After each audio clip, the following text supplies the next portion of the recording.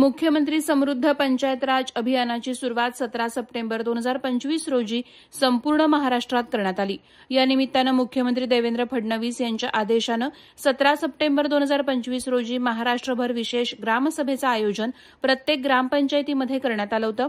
पोलादपूर तालुक्यात या अभियानाची सुरुवात गोळेगणी ग्रामपंचायतीत मोठ्या उत्साहात करण्यात आली। आयोजित विशेष ग्रामसभेत रायगड जिल्हा परिषद माजी उपाध्यक्ष चंद्रकांत कळंबे, गटविकास अधिकारी दीप्ती गाट, विस्तार अधिकारी चिमाजी हंबीर, सरपंच प्रकाश दळवी, ग्रामविकास अधिकारी संतोष मोरे, सतीश शिंदे यांच्यासह ग्रामपंचायतचे कर्मचारी, ग्रामपंचायत सदस्य, महिला बचत गटाचे पदाधिकारी, ग्रामस्थ, विद्यार्थी मोठ्या संख्येनं उपस्थित होते। यावेळी बोलताना पोलादपूर पंचायत समितीच्या गटविकास अधिकारी दीप्ती गाट यांनी अभियानाचे मुख्य घटक सुशासन युक्त पंचायत, लोकाभिमुख सक्षम पंचायत प्रशासन तयार करणं, सक्षम पंचायत स्वनिधी, सीएसआर आणि लोकवर्गणीतून पंचायत राज संस्थांना आर्थिकदृष्ट्या सक्षम करणं, जलसमृद्धी, स्वच्छ आणि हरित गाव निर्माण करणं, मनरेगा आणि इतर योजनांचे अभिसरण करणे, गाव पातळीवरील संस्था सक्षमीकरण करणे, उपजीविका विकास आणि सामाजिक न्याय, लोकसहभाग आणि श्रमदान माध्यमातून लोकचळवळ निर्माण करणे, नाविन्यपूर्ण उपक्रम याची माहिती उपस्थितांना देऊन अभियानात सहभागी होण्यासाठी प्रोत्साहन दिलं।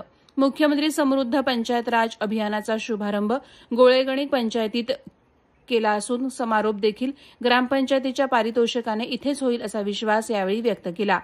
आपापसातील मतभेद विसरून गावच्या सर्वांगीण विकासासाठी आणि मुख्यमंत्री समृद्ध पंचायत राज अभियानाच्या निकषांमध्ये ग्रामपंचायतीस बसण्यासाठी सर्वांनी एकत्रित येऊन काम करावे असे आवाहन माजी जिल्हा परिषद सदस्य चंद्रकांत कळंबे यांनी उपस्थितांना केलं।